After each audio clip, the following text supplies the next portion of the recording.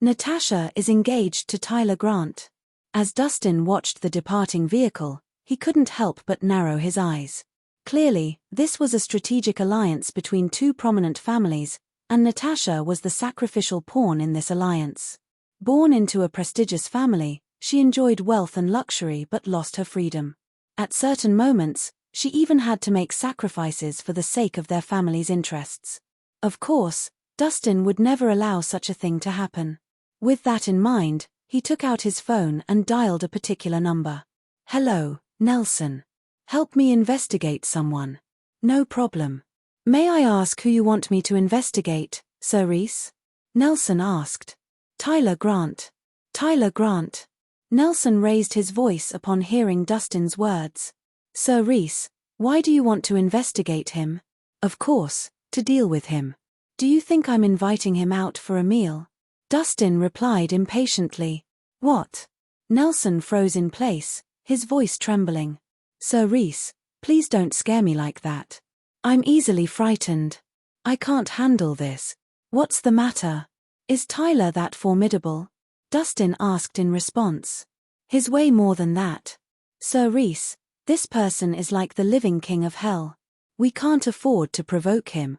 He can easily wipe out the Flame Dragon gang if we offend him." Nelson sounded like he was tearing up. What kind of person was he working for? His first task as the new gang leader was to deal with Tyler. Weren't they seeking their own death? Known as a once-in-a-century genius, Tyler was the future head of the Grant family. Despite being only in his 30s, he had fought on many battlefields and achieved various victories. He earned the title of General Tiger with a third-ranking official position. Not only was he tremendously powerful and exceptionally talented, but he also commanded an army of tens of thousands.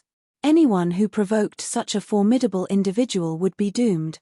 "Why are you panicking? I didn't ask you to assassinate him. I only want you to gather information about him," Dustin said calmly. "Sir Rhys, if you have any ill intentions, it's best to forget about them. It would be wiser to jump off a building than to provoke Tyler," Nelson said, his voice filled with fear. "Stop the nonsense. Just do as I say," Dustin shouted. "Yes, yes. I'll do it immediately." Nelson didn't dare to say more and quickly complied.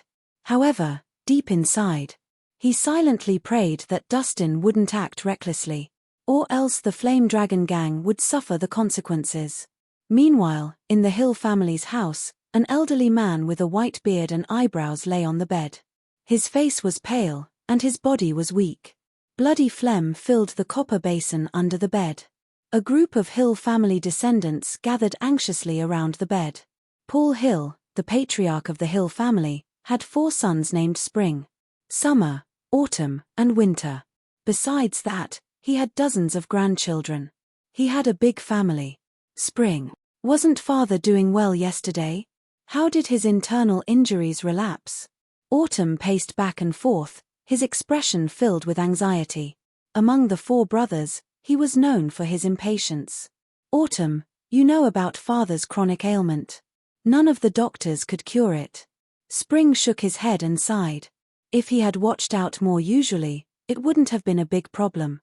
But he almost went astray to push his cultivation to the limit this time. He was too impulsive. "Gosh," Autumn grumbled, "why is he pushing himself so hard at his age? Enough talk. Let's go to Stoneray Valley and bring Dr. Linden here to treat father," Summer suddenly said. "Dr. Linden is currently in seclusion and cannot come, but I have already called Mr. Turner to come. There shouldn't be any problems with him here," Spring replied. "Then quickly call and urge them. Why haven't they arrived yet?" Autumn was becoming increasingly anxious. "Oh no. Grandfather is coughing up blood again." At that moment, a muscular young man exclaimed in shock. He was Autumn's son, Torben Hill. He had tanned skin and a robust figure. "What should we do? He keeps coughing up blood. Is there something wrong with father?" Autumn was shocked.